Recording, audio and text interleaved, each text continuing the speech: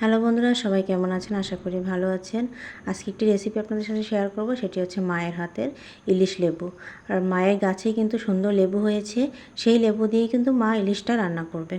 আর এত সুন্দর খেতে হয়েছে যেটা আপনারা দেখলেই বুঝতে পারবেন। আপনারা অবশ্যই ট্রাই করবেন। তো মা লেবুগুলো গাছ থেকে পেড়ে নিয়ে এসে প্রথমে লেবুগুলো সুন্দরভাবে ধুয়ে কেটে নিল এবং ইলিশ মাছও কাটা হয়ে গেল কেটে, এবং সুন্দর করে এই যে লেবুগুলো উপরে দিয়ে দিচ্ছে। দেখেন কি দারুণ লাগছে না দেখতে। আর এখানে দিয়ে দিল সর্ষে বাটা আর হচ্ছে এখানে হলুদ গুঁড়া আর মরিচের গুঁড়া আর পরিমাণ মতো হচ্ছে লবণ, আর সাথে কিন্তু সরিষার তেল। খুব সুন্দর করে কিন্তু মা এগুলো মেখে নিচ্ছে। আমার দেখে খেতে ইচ্ছে করছে, অনেক সুন্দর, অনেক মজা হবে। আর ইলিশ মাছটা এমন যে যেটাই রান্না করো সেটাই মজা লাগে। আর এখানে হচ্ছে তেলের মধ্যে সরিষা আর হচ্ছে কালো জিরা দিয়ে উপর থেকে মাছগুলো দিয়ে দিল।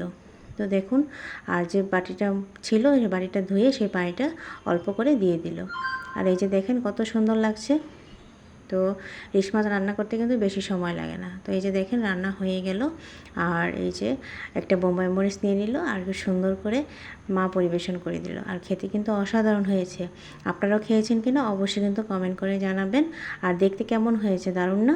তো সবাই ভালো থাকবেন আর কমেন্ট করে কিন্তু জানাবেন। বাই।